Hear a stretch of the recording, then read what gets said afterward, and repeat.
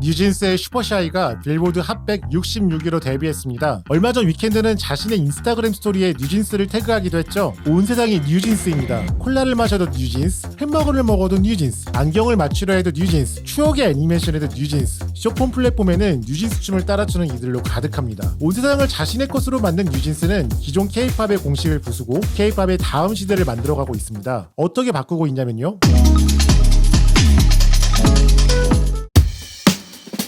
K-팝 사운드는 맥시멀해요. 하나의 곡에 여러 장르가 뒤섞여 있고 노래, 랩, 브레이크, 극적인 구성 변화 등 다양한 요소가 섞여 있죠. 그건 K-팝 음악이 멤버의 매력을 가장 잘 보여줄 수 있는 형태로 발전해 왔기 때문입니다. 보통 랩을 하는 멤버가 있으니까 랩 구간이 들어가야 하고요. 댄스 멤버를 위해 브레이크 구간을 넣어야 합니다. 곡마다 메이크업, 패션, 앨범 디자인을 관통하는 확실한 컨셉트가 있는 것도 한몫합니다. K-팝이 기존 팝의 요소를 가져와 발전한 음악 형태임에도 팝과 가장 큰 차이를 보이는 부분은 여기에요. 온갖 장르와 사운드를 그 자체로 쓰는 게 아니라 멤버와 컨셉트를 드러내기 위한 수단으로 조합해 쓰고 있어요. 그리고 맥시멀한 사운드에는 말투적인 자극이 뒤따르죠. K-팝은 정말 자극적인 음악이에요. 예쁘고 잘생긴 멤버가 한 명도 아니고 여러 명 등장해 일사불란하게 춤을 추며 노래까지 부르죠. 자극이라는 게 한번 중독되면 빠져나오기 힘들잖아요. 전 세계의 K-팝 팬이 마니악하게 K-팝을 좋아하는 이유이기도 할 겁니다. 근데 뉴진스는 좀 과할 정도로 미니멀합니다. 저는 디토를 처음 들었을 때 뭔가 좀 빠진 느낌이었어요. 분명 더 많은 요소가 들어갈 부분이 있는데 전부 비어있더라고요.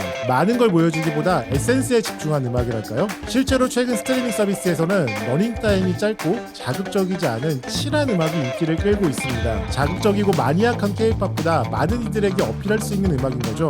실제로 뉴진스의 곡은 차트 깡패라고 불려도 좋을 만큼 오랫동안 차트에서 사랑받고 있습니다.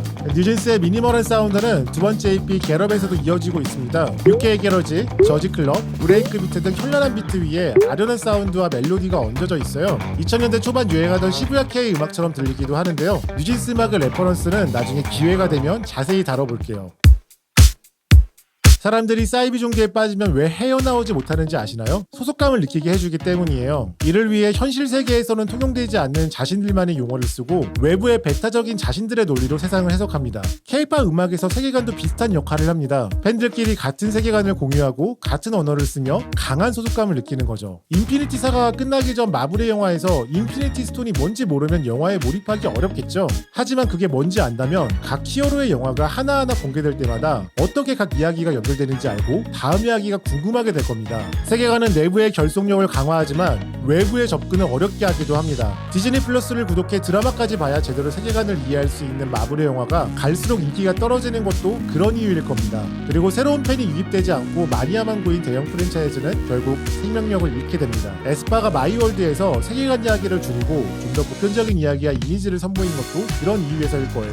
뉴진스는 세계관이 없습니다. 활동하면 팀의 서사가 만들어지고 있지만 르세라핌처럼 그걸 강조의 이미지로 만들진 않아요. 그건 어떤 세계관이든 가져올 수 있다는 이야기이기도 합니다. 뉴진스는 두 번째 EP 겟업을 통해 파워퍼프걸의 세계관을 가져왔어요. 파워퍼프걸은 90년대 후반부터 지금까지 많은 사랑을 받아온 애니메이션이죠. 뉴진스는 여기에 자신들의 이야기를 자연스럽게 녹이며 두 팬 모두 즐겁게 경험할 수 있는 다양한 레이어를 보여줍니다. 세계관이 있는 K-팝과는 다른 측면에서 이들이 앞으로 어떤 이야기를 들려줄까 기대하게 만들어요.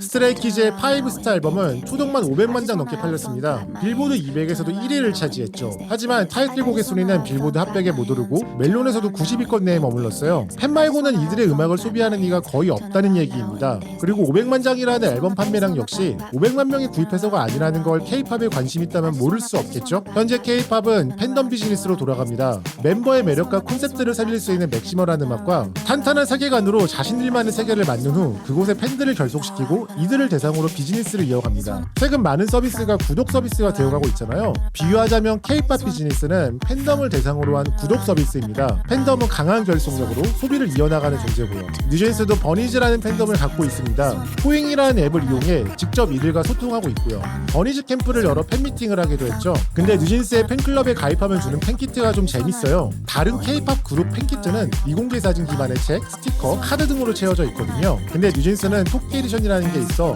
뉴진스의 토끼 모양 키딩을 같이 줘요. 위버스 샵에서도 굿즈라기보다 디자인 상품에 가까운 다양한 제품을 만날 수 있습니다. 뉴진스 멤버뿐 아니라 뉴진스라는 브랜드를 함께 즐기는 느낌이랄까요? 제가 지난 영상에서 뉴진스라는 국민 브랜드의 탄생이라 소제목을 지었었는데요. 이제는 그 표현을 바꿔야 할 것 같아요. 코카콜라, 파워퍼프와 협업하고 JID와 함께 작업하는 뉴진스는 이제 글로벌 브랜드입니다. 젠제는 브랜드가 주는 경험을 감도 높게 받아들인다고 해요. 성수동에 팝업 스토어가 계속 생기는 것도 브랜드의 총체적인 경험을 좋게 만들기 위해서일 겁니다. 과거에도 대중적인 히트곡을 가진 K-POP 그룹은 있었습니다. 하지만 브랜드 전략으로까지 이어지진 못했어요. 대부분 인지도를 이용해 행사를 돌고 온갖 광고를 찍는 게 전부였죠. 최근엔 대부분의 K-POP 그룹이 스스로 브랜드가 되려 합니다. 하지만 소수의 팬덤만 소비하는 브랜드는 한계가 있을 수밖에 없겠죠. 뉴진스는 트렌디한 음악, X세대와 밀레니얼에게도 어필할 만한 Y2K 패션, 쇼폰 플랫폼에 어울리는 안무와 밈, 화제성 있는 뮤직비디오, 귀여운 캐릭터 등으로 누구나 즐길 수 있으면서도 몰입도에 따라 레이어가 촘촘한 경험을 선사합니다. 우리가 애플이나 나이키처럼 잘 만들어진 브랜드를 소비할 때와 비슷한 감각이죠. 해외 팬은 어떨까요? 저는 해외에서도 뉴진스가 K-POP보다는 핑크 팬서리스 같은 클럽 음악에 기반한 인디팝처럼 받아들여질 거로 생각해요. 뉴진스가 보여주는 시각적인 이미지도 K-POP보다 해외 인디 음악에서 유행하는 스타일에 가깝고요.